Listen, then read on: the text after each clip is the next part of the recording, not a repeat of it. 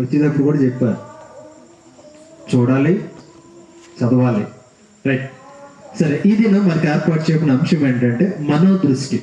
గమనించండి, ఏంటి మనోదృష్టి అంటే ఆలోచన చేస్తే మనకి మనిషికి 2 రకాల దృష్టిలు ఉంటాయి, అంటే చూపులు ఉంటాయి.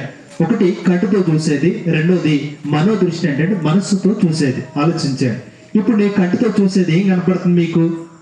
నేను ఎదురుగుండా నిలబడ్డా, సో మీ కంటికి నేను ఎలా ఉన్నాను కనపడుతుంది, నేను ఏ వస్త్రాలు వేసుకున్నాను కనపడుతుంది, నేను ఏం చేస్తున్నాను మీకు కనపడుతుంది. ఇక్కడ నిలబడి నేను ఏం చేస్తున్నానంటే దేవుని వాక్యాన్ని మీకు ప్రకటిస్తాను. సో ఇది మీ కన్నులతో చూసుంటాం. ఆలోచించండి, ఇది మీరు కన్నులతో చూస్తున్నారు. సో మనో దృష్టి అని అంటే మనసుతో చూడడం అని అంటే ఇక్కడ నేను నిలబడి ఎందు నిమిత్తం నేను నిలబడ్డాను, ఏమి మీకు చెప్తున్నానో దాన్ని విని గ్రహించుకోవడం మనో దృష్టి. ఆలోచించండి, నేను చూడడం వేరు, మనో దృష్టితో చూడడం వేరు. మీరు కంటితో చూసేది ఏంటనంటే పై రూపం కనపడుతుంది, మీరు మనసుతో చూసేది ఏంటనంటే నేను చెప్పే వాక్యం పట్ల అందులో ఏం దాగుంది, వాక్యం ఏం చెబుతుంది, దాన్ని నేను ఏం నేర్చుకోవాలి, దాని నుండి నేను తెలుసుకోవాల్సిన సత్యం ఏంటి అనేది నువ్వు మనోదృష్టితో చూడగలుగుతున్నావు. సో దేవుడి దినాన్ని అదే మాట్లాడుతుంది. ఎందుకనంటే మనిషి పై చూపులు కలిగి ఉన్నాడు కానీ మనోదృష్టి అనేది కలిగి ఉండలేకపోవడం వల్ల దేవుడు అంటే ఏంటో తెలియని పరిస్థితిలో ఉంది.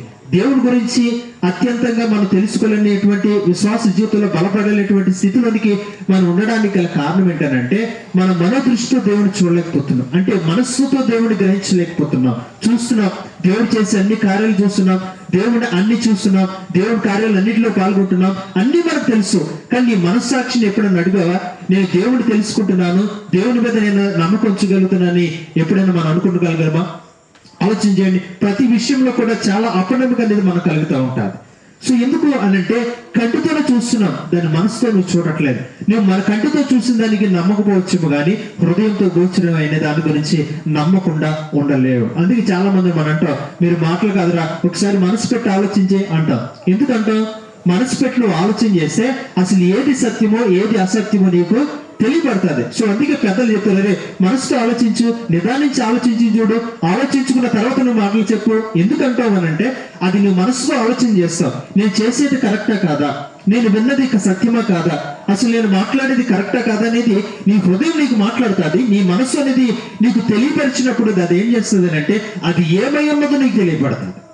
సో దేవుడు దినాన ఈ మనోదృష్టి గురించి మాట్లాడే ఉద్దేశం ఏంటనంటే దేవుడు ఏమై ఉన్నాడో తెలుసుకోవాలంటే నీ మనసు పెట్టి తెలుసుకో దేవుడిని. నీ మనసు దేవుడికి అర్పించి మాట్లాడు, నీ మనసు దేవుని ఎదుట కొమ్మరించి తెరిచి దేవుని ఏమై ఉన్నాడో నువ్వు తెలుసుకోగలిగితే ఆయన రక్షణ ఏంటో నీకు అర్థమవుతుంది, ఆయన శక్తి ఏంటో నీకు అర్థమవుతుంది, అసలు ఆయన ఎందుకు ఈ లోకానికి వచ్చాడో ఈ దినం నీకు అర్థమవుతుందని దేవుడు దినాన్ని మాట్లాడుతున్నాయా. అందుకే మీరు మనోదృష్టి కలిగి ఉండండి, మీ మనసు పెట్టి దేవుని ఆలోచించేయండి. దేవుడు ఏం మాట్లాడుతున్నాడో, ఈ రాత్రి మనతో ఏం తెలియజేస్తున్నాడో మీ మనసులో తెరిచి ఆలోచించేయండి. మీ కన్నులు చూడినా చూడకపోయినా ఉన్నా లేకపోయినా దేవుడు మీ మనసు మాత్రం మెలకుగానే ఉండాలంట, మెలకుగానే ఉండాలి. అది మెలకుగా ఉంటే కళ్ళున్నా లేకపోయినా కానీ నీ జీవితం యథార్థంగానే ఉంటుంది. కళ్ళుండి గుడ్డివాడిగా బ్రతుకుతామా, కళ్ళుండి గుడ్డివాడిగా బ్రతుకుదామా, కళ్ళు లేకుండానే బ్రతుకుదామా? ఆలోచించండి ఒకసారి. సో దేవుడు ఏదైనా మన ముందే పెట్టాడు. సో మనం ఏదైనా అనుకుంటున్నాం, నాకు కళ్ళున్నాయి, అన్ని కనబడుతున్నాయి, నేను అన్ని గ్రహించగలను అనుకుంటున్నాం, కానీ కళ్ళుండి గుడ్డివారిగానే మనం బ్రతుకుతున్నాం. ఎందుకనంటే దేవుడి విషయంకి వచ్చేసరికి మనమంతా కూడా అపనమ్మకమే, అన్ని విషయాల్లో కూడా అపనమ్మకమే. మనమే సాక్ష్యం చెప్తాం చాలాసార్లు, ప్రభు నా జీవితంలో ఇన్ని కార్యాలు చేసేటప్పుడు చాలా చోట్ల మనం చెప్పుకుంటున్నాం, చాలా అద్భుత కార్యాలు మనం చూస్తున్నాం, అనేక మంది సాక్ష్యాలు మనం వింటున్నాం. అయినప్పుడు కూడా మన దాకా వచ్చేసరికి మనం ఏం చేస్తున్నామనంటే వెనకంజ అనేది మనం వేస్తూ ఉన్నాం. జరుగుతుంది నా జీవితంలో అంటే మన కంటితోనే దేవుని నమ్ముతున్నామే తప్ప హృదయంలోనికి దేవుడిని మనం తీసుకుంటలేదు. సో దేవుడు అందుకనయ్యా హృదయమైన తలుపు వద్ద నిలిచి ఎందుకు దేవుడు తట్టుచున్నాడో తెలుసా? హృదయంలోనికి మనం ఆహ్వానించట్లేదు. దేవుడు హృదయంలోనికి దేవుడిని ఆహ్వానించుకుంటే అసలు నీ జీవితంలో సంతోషమే తప్ప దుఃఖమైన పరిస్థితి నీకు ఉండదు. ఒకవేళ వచ్చిన అందులో కూడా ధైర్యంగానే ఉంటావు. సో అందులో లేను అని అంటే దేవుడు నా హృదయంలో స్థానం అనేది మనం అవట్లేదు. సో దేవుడి దినాన అదే మాట్లాడుతున్నాయా, నువ్వు ఏ దృష్టితో దేవుడిని చూస్తున్నావు? శారీరకంగా దేవుడిని చూస్తున్నావా? ఆధ్యాత్మికంగా దేవుడిని అర్థం చేసుకోవడానికి మనం ప్రయత్నం చేస్తున్నామా? ఆలోచించండి. చదవబడిన లేఖన భాగాల్లో ఈ మాటలన్నీ కూడా దేవుడు వివరంగా మనకు తెలియపరుస్తున్నాడు. ఈ 10వ అధ్యాయం 46 నుంచి 52 వచ్చిన వరకు మనం చదివితే అక్కడ ఒక వ్యక్తి మనకు కనిపిస్తున్నాడు. భక్తిమైనటువంటి గొడ్డి భిక్షకుడు. శారీరకంగా చూపు లేదు కానీ ఆయనకు మనోదృష్టి ఉంది. ఎలాగున్నానంటే చూడండి, 47 వచ్చిన చదవండి ఒకసారి. ఈయన నజరేయుడైన యేసు అని వాడు విని, దావీదు కుమారుడా యేసు, నన్ను కరుణింపుమని కేకలు వేయ మొదలు పెట్టెను. రైట్, గమనించండి. సో వాడు ఏం చేస్తున్నాడు? కంటి చూపైతే లేదు, కళ్ళెత్తికి ఎవరు వస్తున్నారో వాడికి తెలియదు, కానీ వాడు వింటున్నాడు. ఏం చేస్తున్నాడు? ఇదిగో ఏంటి అడవిడి ఏంటంటే వాళ్ళు చెప్తున్నారు జనం, ఇదిగో నజరేయుడైన యేసు ఈ మార్గాన్ని వెళ్తున్నాడు అని. అంటే వాడికి అర్థమైంది ఏంటో తెలుసా? ఇదిగో దావీదు కుమారుడా నన్ను కరుణించు. వాడికి ఎలా తెలుసు? ఆలోచన చేయండి. సో సాధారణంగా ఓకే, ఆయన కనపడ్డాడు, ఆయన అని తెలిసింది, ఆయన దగ్గరికి వెళ్ళి నేను ఏడుకోవాలి, భిక్షకుడికి ఏం కావాలి?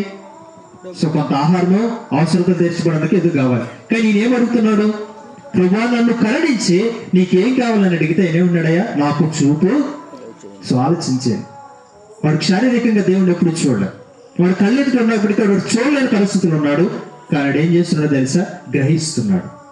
ప్రవక్తలు చెప్పినటువంటి రక్షకుడు ఈయనే, ప్రవక్తలు చెప్పినటువంటి దావీదు వంశంలో పుట్టిన దావీదు కుమారుడు ఈయనే, నజరేతు నుండి వచ్చినటువంటి ఈయనే, లోక పాపంలో మోసుకుపోవడానికి వచ్చిన గొర్రెపిల్ల కూడా ఈయనే అని నమ్మి గ్రహిస్తున్నాడు.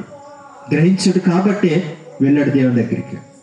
అందరూ అంటున్నారు, అయ్యా ఎందుకు ఆయన కేకలేస్తున్నా, ఊరుకో, ఆయన వెళ్ళిపోతున్నాడు అని. అంటే అక్కడ కుదరదు, దావీదు కుమారుడు నన్ను కరుణించు అని. అంటే అక్కడ అంటున్న మాటలు ఒకసారి మీరు 48 వచ్చి నేను చదవండి ఒకసారి. ఊరకుండుమని అనేకులు వారిని గద్దించింది కానీ వాడు దావీదు కుమారుడు నన్ను కరుణింపుమని మరీ ఎక్కువగా కేకలు వేసను.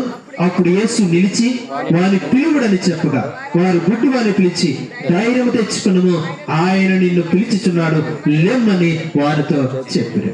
సో మనం నమ్మకం ఉంటేనంట దేవుడే మన దగ్గరికి వస్తాడు. దేవుడి మీద నీకు నమ్మకం కలిగితే, దేవుడు చేయగలిగినటువంటి విశ్వాసం నీకు ఉండగలిగితే దేవుడు నీ జీవితంలో కార్యం చేస్తాడు.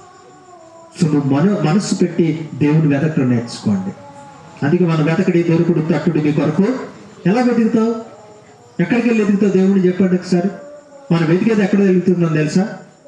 మనం ఊరంతా తిరిగి మనం వెతుకుతున్నాం, కానీ దేవుడు వెతకవలసింది ఎక్కడో తెలుసా? నీ మనసుతో వెతుకు, దేవుడు దొరుకుతాడు నీకు. మన మనసులో దేవుడు వెతకకుండా పైన మన చూపులతో మనం వెతకడం ద్వారా దేవుడు కనపడ్డు. మన మనసుతో గ్రహించినప్పుడే దేవుడు నీ జీవితంలో కనపడతాడు. వాడు కనపడ్డాడు అక్కడ, ఆ వ్యక్తి కనపడ్డాడు అక్కడ. సో ఈయన రక్షకుడని తను గుర్తించినాడు. కారణం ఏంటో తెలుసా? తను కంటితో చూడలే, కానీ మనసుతో గ్రహించాడు, ఈయన ఆయనే. సో వెళ్ళాడు, అయ్యా నీకేం కావాలన్నట్టు ఆయన అంటాడయ్యా నాకు చూపు కావాలని కోరుకుంటున్నాడు. ఏం అవసరం లేదు, కోరుకోలే. తనకున్న తన జీవితంలో ఏకైక లోటు ఏమని ఉందనంటే తను రక్షించబడాలి, తన జీవితం సరిచేయబడాలి. కాబట్టి నేను పురోగతిని చెందించుకోవాలనంటే నాకు చూపు ఉంటే నాకు కావాల్సిన అన్ని కూడా నేను ఏం చేస్తాను? సంపాదించుకోగలను. సో నాకు అవి కావాలి, దేవుడు నాకు చూపు కావాలని దేవుడు కోరుకుంటున్నాడు. సో ఆయన అంటున్న మాటలు చూడండి, ఆ చివరి వచనంలో అంటున్న మాటలు ఒకసారి. అందుకు యేసు నీ వెళ్ళుము, నీ విశ్వాసమే నిన్ను. సో ఆలోచించే ఆయన ఏమంటలేదు, ఏమన్నాడు అంటే నీ విశ్వాసమే నీ దేవుడు అంటున్నాడు. మనకున్నటువంటి స్థితిని బట్టి దేవుడు ఎప్పుడు కరుణించినాడు సుమా. మనం ఇచ్చే మనసును బట్టి, మన దేవుని మీద ఇచ్చినటువంటి విశ్వాసాన్ని బట్టి దేవుడు మన మీద ఏం చేస్తాడంట? కరుణిస్తాడు. ఇప్పుడు కూడా దేవుడు అదే మాట్లాడుతున్నాడు, మీరు నా మీద విశ్వాసం ఉంచగలిగితే మీకు ఏది ఇష్టమో అది అడగడు. కానీ మనం ఏం చేస్తున్నాం ఆలోచించే, దేవుని మీద నమ్మకం ఉంచాం కానీ అన్నీ అడుగుతాం. ఏనా? దేవుని మీద సంపూర్ణ విశ్వాసం ఉంచాం కానీ అన్నీ కావాలి మనకి.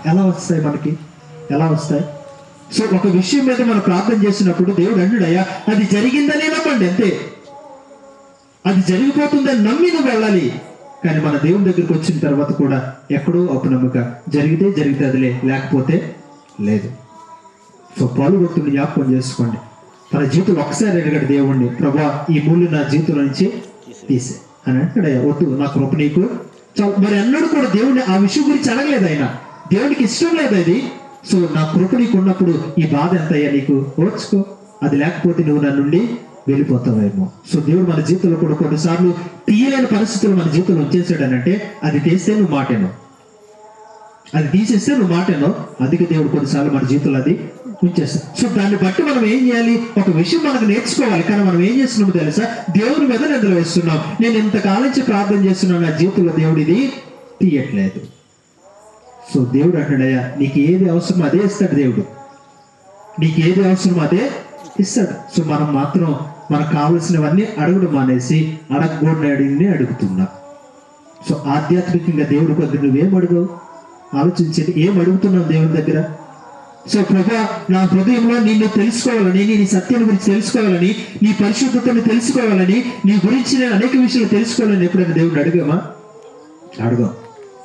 మనం శారీరకంగా కంటితో కనపడవన్నీ అడుగుతాం, కానీ ఆధ్యాత్మికంగా చూపులు కలిగేటువంటి గురించి మనం ఆలోచించలేం. సో దేవుడు అందుకే అంటాడయ్యా, ఆ క్షణం అతనికి ఆ యేసు ప్రభువు ఆ మార్గాన్ని కనపడ్డాడు, వదలలేదు సుమా, కరుణించేంత వరకు వదలలేదు. కరుణ పొందుకుని తన జీవితంలో రక్షణ పొందుకున్నాడే. దేవుడు కూడా ఇదే మాటలయ్యా, మనం బ్రతికుండగానే మన జీవితాన్ని మార్చుకుని మన హృదయంలో దేవుణ్ణి స్మరించుకుంటేనే, దేవుని మీద నమ్మకం వచ్చగలిగితేనే మనం కూడా రక్షించగలుగుతాం. లేదు అంటే వాడికి వచ్చిన అవకాశం మనకు రాకపోయి ఉంటే మనం కూడా ఎంతకాలం వాడైతే గ్రుడ్డి లేని వాడికి ఎలాగైతే బ్రతికాడో, చూపు లేని వాడికి ఎలాగైతే బ్రతికాడో, మనం కూడా ఈ లోకంలో దేవుడిని తెలుసుకున్నంతసేపు అదే గురుడితనంతోనే మనం బ్రతుకుతున్నాం. అందుకే యెషయా గ్రంథంలో ఒక మాట ఉంటుంది చూడండి ఒకసారి. 55వ అధ్యాయం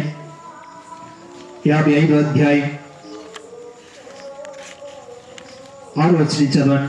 యెహోవా మీకు దొరుకు కాలమందు ఆయనను వెదకుడి, ఆయన సమీపంలో ఉండగా ఆయన సమీపమునుండగా ఆయనను వేడుకొనుడి. చాలు. సో ఇక్కడ ఆ మాటలు చూడండి. యెహోవా మీకు దొరుకు కాలమందు ఆయనను వెతకాలంట, ఆయన సమీపంగా ఉండగా ఆయనను వేడుకోండి. ఇప్పుడు వ్యక్తమై చేసిన పని అదే, అవునా? ఆయన సమీపంగా రాగా నేను ఏం చేస్తున్నాడు? వేడుకుంటున్నాడు, వెతుకుతున్నాడు. ఇదిగో ప్రభువా నన్ను కరుణించడానికి కేకలు వేసి ఆయన ఎక్కడున్నాడో కనుక్కున్నాడు. ఇప్పుడు ఆయన దగ్గరికి రాగా నేను ఏం చేస్తున్నాడు? వేడుకుంటున్నాడు. సో వేడుకుంటున్నాడు. సో దేవుడు వెతకడం అని అంటే ఇప్పుడు మనందరికీ దేవుడు సమీపంగా ఉన్నాడా లేడా? ఉన్నాడా లేదా? అది కూడా డౌటే మనకి. దేవుడు అసలు మన కోసం వచ్చాడా లేదా? అది కూడా డౌటేడా? వచ్చాడని తెలుసు, ఉన్నాడని తెలుసు, మరి ఏం చేస్తున్నావు వెతకకుండా? ఆయన ఎదుట రాకుండా, ఆయన వేడుకోకుండా ఏం చేస్తున్నావు? ఆలోచించండి. ఆయన వెతికితే దొరుకుతానన్నాడు, మీ కొరకు అన్ని చేస్తానన్నాడు, ఖచ్చితంగా మీకు సమీపంగా ఉన్నప్పుడు నువ్వు వెళ్ళి అడగడానికి ఏంటి? ఈగో సెడ్ వస్తే మాత్రం దేవుని దగ్గర నీ జీవితంలో రక్షణ అనేది పొందుకోలేదు. నీ జీవితంలో ఆ అహంకార దృష్టి అనేది తొలగించకపోతే నీ జీవితంలో రక్షణ అనేది మన జీవితంలో దొరుకుతుంది. సో దేవుడు మనకు సమీపంగా ఉన్నాడు. అంత్యకాలం అనేది రాబోతుందని మనందరికీ తెలుసు. ఆ రాకముందే దేవుడు అంటున్నాడు, అయ్యా యెహోవా మీకు దొరుకు కాలం అందే ఆయన వద్దకు వచ్చి వేడుకో, ప్రభువా నా జీవితంలో చేసిన ప్రతి విధమైనటువంటి వ్యర్థమైన క్రియలన్నింటినీ కూడా నేను విడిచిపెడతాను ప్రభా, నా పాపాలకు ప్రాయశ్చిత్తం దయచేసి నీవు నీ సన్నిధానానికి నన్ను చేర్చుకో. మనందరి గురి అదే, పరలోకానికి వెళ్ళాలని. మరి పరలోకానికి వెళ్ళాలని అంటే ఆయన వద్దకు వచ్చి వేడుకోవా? ఆయన వద్ద సమీపంగా ఉన్నప్పుడు ఆయన వెదకవా? ఇవేమి చేయకుండా నేను డైరెక్ట్ గా దేవుని దగ్గరికి వెళ్ళిపోతానంటే ఎలా కుదురుతుంది? ఆలోచించండి. సో దేవుడు అదే అంటాడయ్యా, విశ్వాసం ఉండాలి, క్రియలు ఉండాలి. సో మన క్రియలు ఉంటే విశ్వాసం ఉండలేదు, విశ్వాసం ఉంటే క్రియలు ఉండట్లేదు. సో దేవుడు అదే మాట్లాడుతున్నాయా, మీ కొరకు రక్షణ అనేది సిద్ధపరిచినప్పుడు నువ్వు చేయవలసింది ఏంటి? అందులోనికి నీవు రావాలి. వచ్చి నీ పాపాన్ని విడిచిపెట్టి దేవుని ఎదుట మీరు నిందారహితులుగా మీరు బ్రతికినప్పుడు మాత్రమే మన దేవుని దగ్గరికి వెళ్తాం. మన హృదయాన్ని దేవునికి అర్పించకుండా మన శరీరాలు దేవునికి అప్పగించేసి నేను దేవుని ఎదురుతున్నాను, దేవుని వెనకాల వెంటాడుతున్నానంటే మాత్రం కుదరదు. సో మీరు ఎప్పుడైనా లోన్ మీకు ఒకవేళ ఎస్సీ కార్పొరేషన్లో లోన్ శాంక్షన్ చేశారు, బడ్జెట్లో కొంత అమౌంట్ మనకి ఏర్పాటు చేశారు. ఏర్పాటు చేస్తే మీకు వచ్చినట్ట రాదు. మీరేం చేయాలి? దాని కొరకు అప్లికేషన్ పెట్టుకోవాలి. మీ అర్హత ఏంటో అక్కడ మీరు చూపించగలగాలి. అది పొందుకోవడానికి నేను ఏ అర్హత కలిగి ఉన్నానో అది చూపిస్తేనే నీకు అది వస్తుంది, లేక రాదు. సో దేవుడు రక్షణ అనే భాగ్యాన్ని మనకు ఇచ్చాడు, పరలోకం అనేది మన కొరకు సిద్ధపరిచాడు. దాన్ని స్వతంత్రించుకోవడానికి, అందులో ప్రవేశించడానికి నీకంటూ ఏం అర్హత ఉంది? సో దేవుడు ఒకటే కోరుకుంటాడయ్యా, విరిగి నలిగిన హృదయంతో నా దగ్గరికి వస్తే నేను త్రోసివేయను, వాడిని చేర్చుకుంటాను. సో అది దేవుడు కోరుకుంటున్నాడు. ఈ దినాన మన మనసు పెట్టి తెలుసుకోవాల్సింది ఏంటో తెలుసా? నేను దేవుని ఎదుట ఎలాగనున్నాను? దేవుడి గురించి నేను ఎలాంటి నమ్మకం కలిగి ఉన్నాను? దేవుడు నాకు సమీపంగా ఉన్నప్పుడు నేను ఎందుకు నిర్లక్ష్యంగా బ్రతుకుతున్నాను? సో దేవుడు యేసుప్రభు వారు అందుకే అంటారయ్యా, మీరు వినుట మట్టుకు విందురు కానీ చూడ్చు మట్టుకు చూతురు కానీ గ్రహించలేరు. సో మనం కూడా అదే ఉన్నాం. దేవుడు చిన్నప్పటి నుంచి మన వాక్యం ద్వారా ఎన్నో మాటలు నేర్పుతున్నాడు. ఎంతో విశ్వాసాన్ని సేవకుల ద్వారా బలపరుస్తున్నప్పుడు కూడా మనం బలపరచబడకుండా కేవలం ఒట్టి మాటలకు వచ్చి మనం వెళ్ళిపోతుంటే ఎలాగని కుదురుతుంది? ఆలోచన చేసుకోండి ఒకసారి. నీ హృదయాన్ని దేవుడికి అర్పించుకోకుండా, నీ హృదయంలో దేవునికి స్థానం ఇవ్వకుండా దేవుని దగ్గరకు వచ్చి నువ్వెంత ఏడ్చినా ఉపయోగం ఉండదు. నీ హృదయాన్ని అర్పించడం అని అంటే నీ పాప జీవితాన్ని విడిచి దేవుని ఎద్దకు రావాలి. వచ్చి అడుగు చూడు, దేవుడు చేయకపోతే అప్పుడు అడుగు దేవుడిని. ప్రభా, ఇదిగో నా జీవితం అంతటి నేను మార్చుకున్నాను. నా జీవితం నీకు ఏదైతే అయిష్టంగా కార్యాలు నా జీవితంలో జరుగుతున్నాయో వాటన్నింటినీ నేను విడిచిపెట్టానయ్యా. నా నడవడిక ప్రవర్తన సమస్తాన్ని మార్చుకున్నాను. ఇదిగో నా జీవితంలో యథార్థత జీవితం నాకు కావాలి, పరిశుద్ధత జీవితం నాకు కావాలి, నా కుటుంబం అభివృద్ధి చెందాలి. దేవుడు ఎందుకు చేయడం ఆలోచించండి ఒకసారి. నువ్వు దేవుని అయితే నిందారంతులుగా బ్రతికితే దేవుడు నీకు ఏది అవసరం అది అంతా కూడా ఇస్తాడు. కానీ మనకి ఏం లేదనంటే నమ్మకం లేదంటే. నిజంగా మనం దేవుడి మీద నమ్మకం లేదు. మనుషుల మీద ఉన్నటువంటి నమ్మకం దేవుడి మీద మనకి లేదు. దేవుడి వాక్యం మనకి సెలవుస్తుంది, అయ్యా రాజులను నమ్ముట కంటే మనుషులను నమ్ముకుంటు కంటే యెహోవాను ఆశ్రయించడం మేలని నాకు తెలుసు. దేవుడు నా కోట, నా ఆశ్రయం, నా దుర్గమని దేవుడి వాక్యం మనకు అందరికీ తెలుసు. కానీ నమ్మకం ఉంచామనంటే మాత్రం సందేహం. సో దేవుడు అంటాడయ్యా, మనుషులు నమ్ముకుని ఎన్నిసార్లు మనం అవమానపరచబడి ఉంటాం, ఎన్నిసార్లు వ్యర్థపరచబడి ఉంటాం. కానీ దేవుడు అంటాడయ్యా, నన్ను నమ్ముకున్న వాడిని ఎవరిని కూడా నేను సిగ్గుపడనీయను.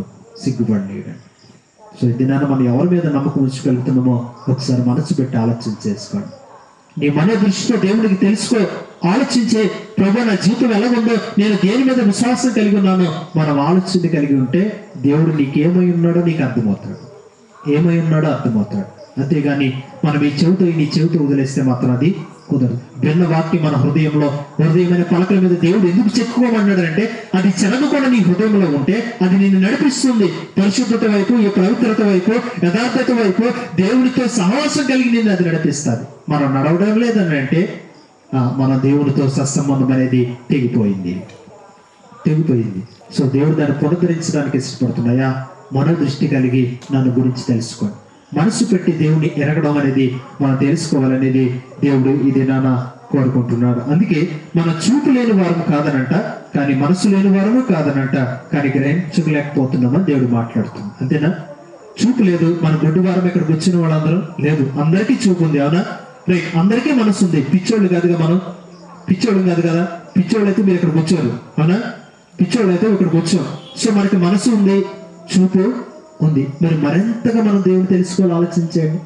ఒక చూపు లేని వాడే దేవుని మీద ఉన్నటువంటి అంత నమ్మకం ఉంచి తన జీవితాన్ని రక్షించుకున్నప్పుడు మనకి రెండూ ఉన్నాయి. మరింతగా మనం దేవుని మీద విశ్వాసం ఉంచి ఆయన ద్వారా క్రియలు, అద్భుత కార్యాలు ఎన్ని పొందుకోవాలో ఆలోచించండి.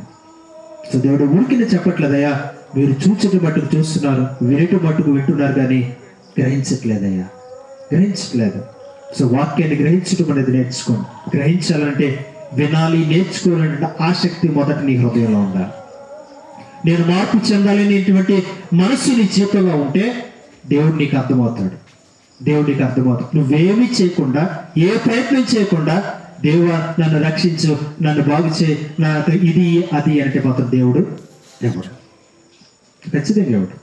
సో ఆ మాటలు చూద్దాం. కొన్ని మన జీవితంలో ఎందుకు మనకు గుడ్డితనం కలిగి జీవిస్తున్నామనంటే కొన్ని విషయాలు మాట్లాడుతున్నాడు. చూద్దాం. 1 యోహాను పత్రిక 2వ అధ్యాయం 11వ వచనాన్ని చదవండి. 1 యోహాను పత్రిక 2వ అధ్యాయం.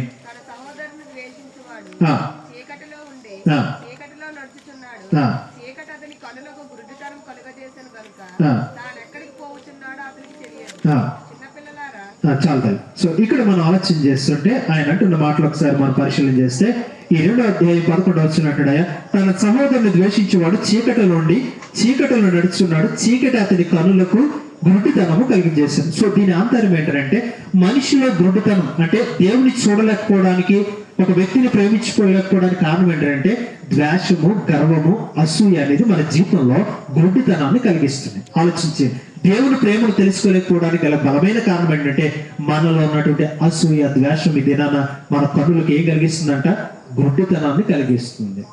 సో అవి మన జీవితంలో ఉంటే మన గుడ్డివారమే. మనం చూపు కలిగి ఉన్నామని చెప్పుకుంటున్నాం, కానీ దేవుని దృష్టిలో మనం ఎలాగున్నామనంట? గుడ్డి వారమే. సో ఇదేనా ఒకసారి ఆలోచించేయండి.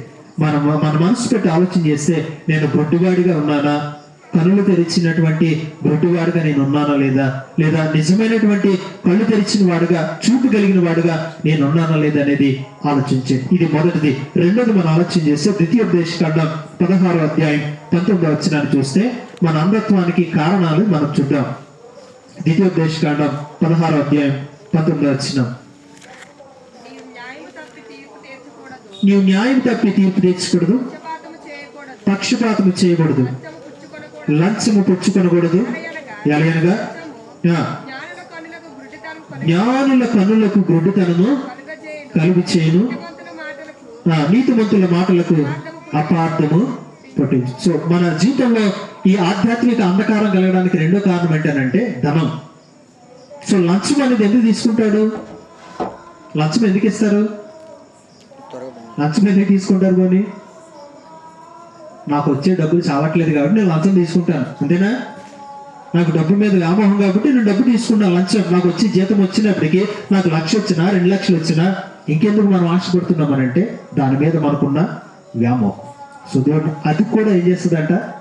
నీ ఆధ్యాత్మికతనానికి గుడ్డితనాన్ని తెలియజేసి జ్ఞానులు నీతిమంతుల మాటలను అది ఏం చేస్తాడంట? అపార్థం చేస్తాడంట. సో ఈ ఆధ్యాత్మిక గుడ్డితనం కలిగించడానికి మొదటిది ద్వేషము, అసూయ, కలహాలు అయితే, రెండోది ఆయన చెప్తున్నాడయ్యా, నీకున్న ధనము, ఆస్తి ఇవన్నీ ఎక్కడికి రానివ్వంటే దేవుణ్ణి తెలుసుకోకుండా అవి నీకు అడ్డుపడుతున్నాయి. నీ ధనం ఎక్కడుందో నీ మనస్సు అక్కడే ఉందని వాక్యం చెప్తుంది, అంతేనా? సో ఇప్పుడు నేను ధనం మీద ఆశ పెట్టినప్పుడు దేవుడిని ఎలాగ ఎదుగుతాను? అంతే కదా. నేను ధనం మీద ఆశపడినప్పుడు దేవుడిని ఎలాగ ఎదుగుతాను? నేను దేవుడిని వెతకను. దేవుడిని వెతికితే ఇవేమి నీ జీవితంలో ఉండవు. దేని మీద ఆశ పెట్టుకో. దేవుడు నాకు ఇస్తాడు అనే నమ్మకం నీకుంటే దాని కొరకు నువ్వు పరుగులు పెట్టవు. సో దేవుడు తినని మాటలయ్యా. అందుకే యవనస్తుడి గురించి దేవుడు మాట్లాడుతున్నాయా, వాడు వచ్చాడు, ప్రభా నేను నిత్యరాజ్యాన్ని సమతంత్రించుకోండి, నేను ఏ మంచి కార్యం చేయాలంటే ఆయన అంటున్నాయా, నీకు అన్ని ఈ ఆజ్ఞల్ని పాటించాలంటే ఆయన అంటున్నా, నేను చిన్నప్పటి నుంచి చేస్తున్నాను, అన్ని చేస్తున్నాను, అయితే నీకొకటి కొత్తగా ఉంది ఏంటంట, నీ ఆస్తి మీ పేదలకు ఇచ్చి నన్ను వెంబడించు. వాడు ఏం చేస్తున్నాడు తెలుసా? మిగుళ్ళ దర్శన పడుతూ వెళ్ళిపోయాడు. సో వాడు మనసంతా ఎక్కడుంది? దాని మీదే ఉంది, దాని మీదే ఉంది. దాన్ని విడిచిపెట్టక దేవుడినే విడిచిపెట్టి వెళ్ళిపోయాడు. సో ఈ దినాన్ని మనం ఎలాగున్నాం ఆలోచించేయండి. మనం ఎలాగున్నాం ఆలోచించేయండి. దేవుని కొరకు నువ్వేం చేయగలుగుతున్నావు? ఏం విడిచిపెట్టగలుగుతున్నావు? ఏం త్యాగం చేయగలుగుతున్నావు? ఏమి ఇవ్వడానికి ఉంది నీ దగ్గర? ఉన్నది ఒకటే దేవుడు కోరుకునేది, విరిగి నలిగిన హృదయము దేవునికి ఇష్టం. సో అదొక్కటే దేవుడు కోరుకుంటాడు. నీకున్నది ఏది దేవునికి అవసరం.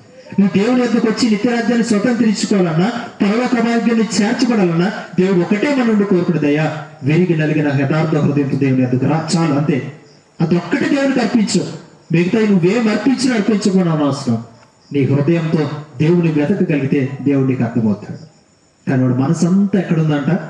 వాడు ఆస్తి మీద ఉందంట. వాడు మిగుల్లో వ్యసన పడుతూ వాడు వెళ్ళిపోయాడంట. సో మన ఆధ్యాత్మికంగా దేవుని తెలుసుకోలేకపోవడానికి కారణము ఇదొకటి అనే విషయాన్ని తెలియజేస్తారు. మూడోది ఏంటంటే అధికారం. ఓకేనా? ఈ మూడోది ఏంటంటే ఈ అధికార దాహం ఏం చేస్తారంటే దేవుణ్ణి తెలుసుకోలేకుండా అది మనకు అడ్డుపడుతూ ఉంటారు. సో దేవుడు మాట్లాడుతున్న మాటలు ఒకసారి ఆలోచించండి. మన జీవితంలో ఆధ్యాత్మిక అంధకారం కలిగి ఉండి దేవుని తెలుసుకోలేకపోవడానికి గల కారణాలు దేవుడు దినాన్ని తెలియజేస్తున్నాడు. అవి గ్రహించుకోమని చెప్తున్నాడు దేవుడు. నీ జీవితంలో దేవుడు తెలుసుకోలేకపోవడానికి, దేవుడు నీతో మాట్లాడలేకపోవడానికి, దేవుడు నీకు అర్థం కాకపోవడానికి కారణం ఏంటంటే నువ్వు దేవుడి మీద ఉంచవలసిన మనస్సు మరొక దాని మీద ఉంచుతున్నావు కాబట్టి దేవుడు నీకు అర్థం కావట్లేదు, అంతే. కానీ దేవుడు నీకు అర్థం అవ్వాలన్నా, దేవుడు కార్యాలను రుచి చూడాలన్నా దేవుడికి సమయాన్ని ఇచ్చి చూడు. దేవుడికి నీ హృదయంలో స్థానం ఇచ్చి నువ్వు చూడగలుగు. దేవుడు కార్యం చేయడానికి ఆయన ఇష్టపడుతున్నాడు అని మాట్లాడుతున్నాడు. 4వ చూద్దాం ఒకసారి. చూడండి, కొరింథీయులకు రాసిన 2వ పత్రిక 4వ అధ్యాయం 4వ వచనాన్ని చదువుదాం. 2వ పత్రిక 4వ అధ్యాయం 4వ వచనం. దేవుని స్వరూపి ఉన్న క్రీస్తు మహిమను కనపరచు స్వార్థ ప్రకాశము వారికి ప్రకాశింపకుండా నిమిత్తము ఈ యుగ సంబంధమైన దేవత అవిశ్వాసులైన వారి మనోనేత్రములకు క్రొడ్డితనము కలిగజేస్తున్నాం. 4వది ఏంటో తెలుసా?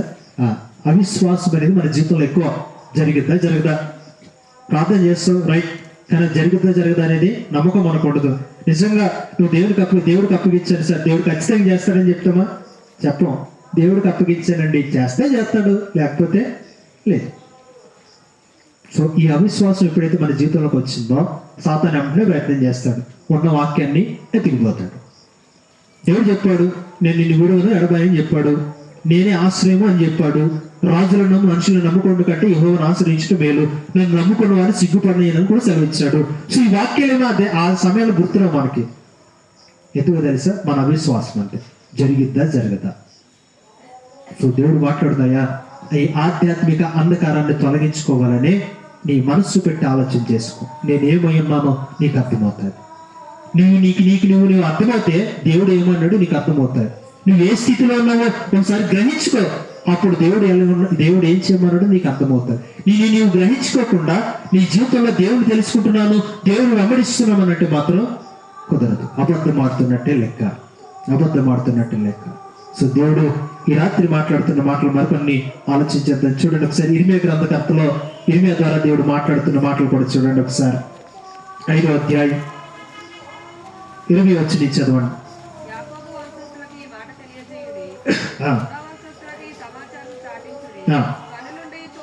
కన్నులుండి చూడకి, చెవులుండి వినకి, వివేకము లేని మూడులారా నా మాట వినుడి. సముద్రము దాటలేకుండానట్లు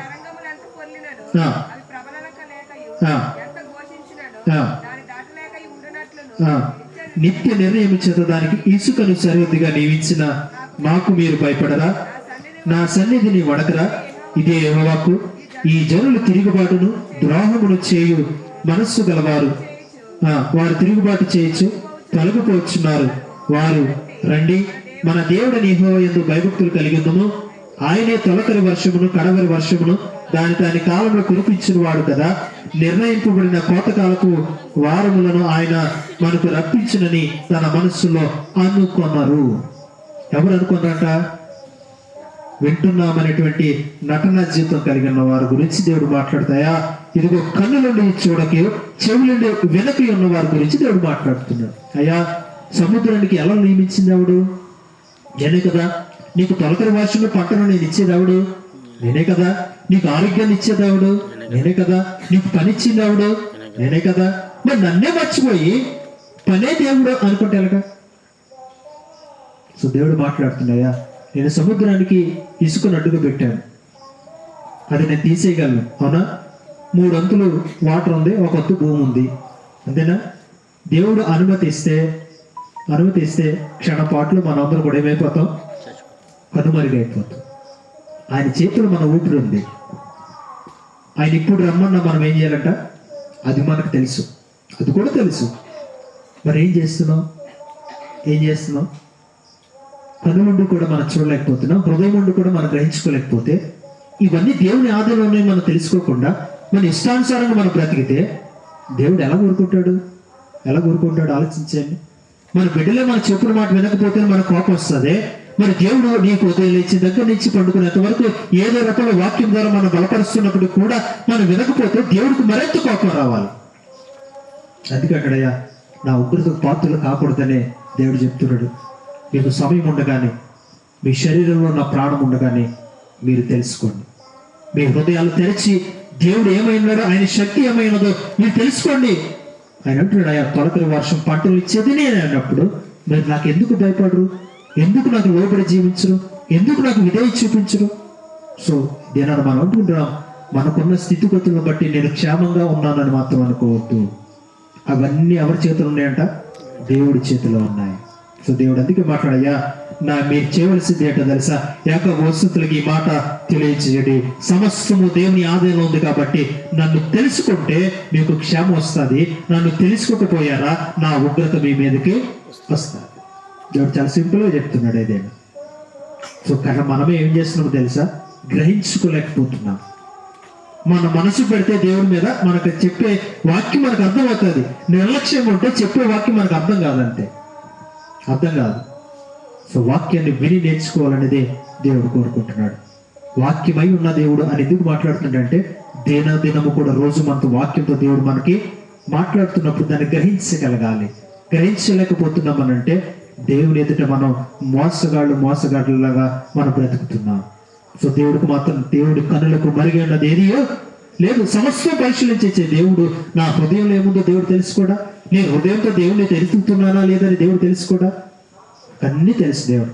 సో అందుకే దేవుడు అయ్యా, ఒకవేళ మనం సరిగ్గా ఉంటే కాపాడుకోండి, సరిగ్గా లేకపోతే సరి చేసుకోమని దేవుడి దినాన్ని మాట్లాడుతున్నాడు. ఇంకా చూడండి ఒకసారి మార్కు సువార్త 8వ అధ్యాయం 14 నుంచి 21 వచనాలు కూడా చదవండి ఒకసారి. మార్కు సువార్త 8వ అధ్యాయం 14 వచ్చి నుంచి చూద్దాం.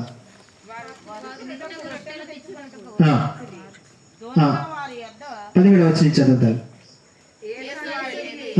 మన యొక్క రొట్టెలు లేవని మీరు ఎందుకు ఆలోచిస్తున్నారు? మీరు ఇంకా గ్రహింపలేదా? వివేచింపలేదా? మీరు కఠిన హృదయం గలవారై ఉన్నారా? మీ కన్నులుండి చూడరా? చెవులుండి వినరా? జ్ఞాపకం చేసుకున్నరా? నేను ఆ 5,000 మందికి 5 రొట్టెలు విరిచి పంచిపెట్టినప్పుడు మీరు మొక్కలు ఎన్ని గంపలు ఎత్తారని వారిని అడిగాను. వారు 12 అని ఆయనతో చెప్పి. సో ఆలోచించాను. సో దేవుడు వారిని గద్దిస్తున్నాడు. మరి తినడానికి ఏమీ లేనప్పుడు ఆయన అంటున్నాడు, అయ్యా మేమేం చేయాలి? గాబరా పడిపోతున్నారు. సో ఆయన అంటున్నాడు, అయ్యా ఏం చేస్తున్నారు మీరు? నేను మీ పక్కన ఉన్నాను కదా, మీ కళ్ళకి నేను చేసిన కార్యం మీకు కనబడలేదా? మీరు అనేక వేల మంది ఆహారం తిన్న తర్వాత కూడా 12 గంపలు మిగిలినప్పుడు మీ నలుగురికి నేను ఆహారం పెట్టలేనా? నాతో ఉన్న మీ నలుగురికి ఆహారం పెట్టలేమా? దేవుడు చూడలేకపోతున్నాం పక్కన నుండి కూడా. రోజు దేవుడు చేసే బోళ్ళని కార్యాలు చూస్తున్నాం, కానీ దేవుడు మన పక్క నుండి నేను చేస్తాడని నమ్మకం మాత్రం మనకి కలగట్లేదు. ఎదుటోడు జీవితంలో చేశాడంటే నమ్ముతున్నాం, మనం నా జీవితంలో చేస్తాడంటే మాత్రం నమ్మకం కుదరట్లేదు. సో దేవుడు ఎందుకంటాడయా, కనులున్నాయి చూడరా, తెలుసుకోరా, గ్రహించరా? ఎంతకాలం మన జీవితాన్ని అలా గడిపేసుకుంటారు మీరు? సో శక్తి గల దేవుడు మన పక్కన ఉండగా నీవెందుకు అధైర్యపడుతున్నావు? నీ మనస్సును దేవుని మీద నిలిపి ఏలోక ప్రయాసాలు మాని దేవుని కొరకు వెతకడం అనేది ప్రారంభించండి. అందుకని అక్కడయా, మొదట నా రాజ్యాన్ని నీతిని మీరు వెతకండి, అప్పుడు అవన్నీ మీకు దొరుకుతుంది. సో మనం దేని కొరకు వెతుకుతున్నామో, దేన్ని విసర్జిస్తున్నామో ఒకసారి మనకు మనం మన హృదయంతో గ్రహించుకోగలిగితే దేవుడు ఏమై ఉన్నాడో మనకు అర్థమవుతుంది. చివరిగా 2 వచనాలు చూసి మనం ముగించుకుందాం. మార్కు సువార్త 15వ అధ్యాయం 31 వచ్చి నుంచి 32వ వచనంలో చూస్తే మనం ఎలా ఉండకూడదో అక్కడ మాట్లాడుతున్నాడు. చూడండి.